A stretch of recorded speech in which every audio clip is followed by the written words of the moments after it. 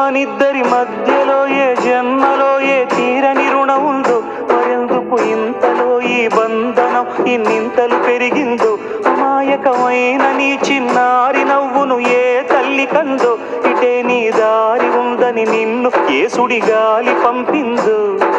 పాపం పుణ్యం దేవుడికెరుక, పేదకు దొరికిన బంగారు కణిక, పాలు వెన్నాలేవని అనక ప్రేమను తాగి తెరగవెసిలక.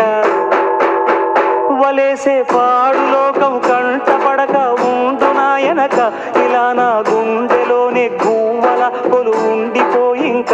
ఇటే పోస్తే ఎమున్నైనా నిలేస్తానే, మరింక ఏ కీడు నీ వంక రాలేదు.